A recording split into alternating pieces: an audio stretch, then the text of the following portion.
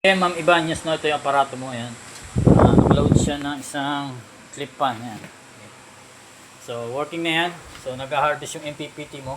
So, voltage, then ampere, 0.3, then wattage is 4 watts ng harvest niya.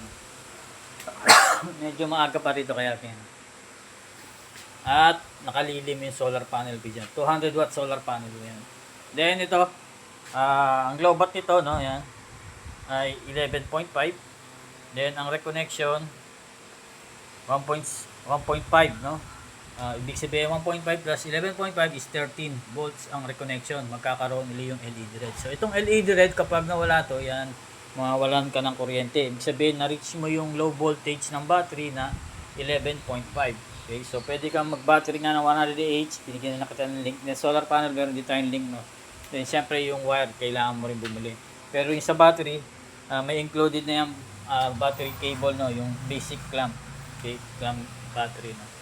So yan, matitesting mo yan kaya pagdating mo sa'yo, no. So kahit wala kang solar panel muna, pwede mo testing yan, patayin mo yung solar panel.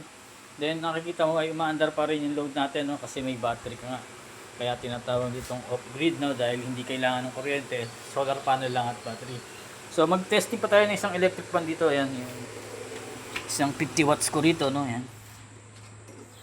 So pwede ka magsabay nga dito sa aparato mo ng TV electric fan, walang problema, no, ayan. 100 watts per hour, daytime, walang problema. Okay.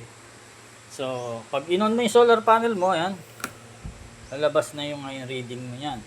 Magkakaroon ng reading yung MPPT mo, na ibig sabihin ay nag-harvest ka na, o nagkukuha ka ng kuryente from solar panel papunta rito basta may araw, no. Yan, tatlo lang naman breaker natin dito, no. Dito ka lang magkakabit yan. So may color coding, red is positive, black is negative. Then breaker ng solar panel, breaker ng battery, breaker ng inverter. Okay, so yung dalawang breaker na dalawa, itong gitna at huli, ay diretso dito sa battery mo. Okay. Then isa, solar panel, yan, 200 watts hanggang dalawang 200 watts. No, kung may mabili kang single 300 or 400, pwede, walang problema. So 1000 watts inverter mo, ang surge niya yan. Then 500 watts yung continuous, no.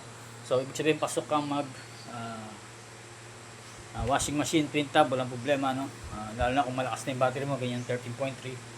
Then kung malakas talaga yung battery mo, kahit sabay yan, TV, no, tsaka electric fan, tapos nagwa-washing ka, makikita naman yan kung maglo-low voltage o maabot ka na ng 11.5. Okay. So pasipusya ito maya-maya, no, balutin muna natin.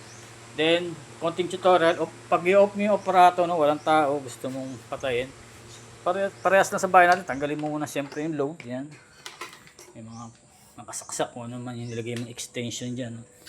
So patayin mo yung solar panel muna. Okay? Pag pinapatay, una yung solar panel. So nawawala na yung reading yan, no? Battery reading na makikita mo, 0-0 na lahat yan. Then inverter. So ayan, namatay na rin yung inverter, no? Then yung battery. So wala na rin yan. Then darating sa aparato mo, ayan. So kakabit mo dito, no? Battery cable, positive to negative, yun nga, may color coding. Magkatapat lang ang red, then yung black. So same dito sa solar panel mo. So ready ka na i-on, naikabit mo lahat yung cable mo dyan sa ilalim, no? Diyan ka lang gagalaw. So on mo yung battery. Okay, mag-initialize yung MPPT mo, then yung solar panel. Okay, so maglalabas uli yung mismong reading yan. Meron na reading, no. Then pwede, kung gusto mo na i-on yung inverter, walang problema. So puro naka separate siya, no, individual. Okay, ayan, ito yung electric pan ulit, saksak natin. Ayan.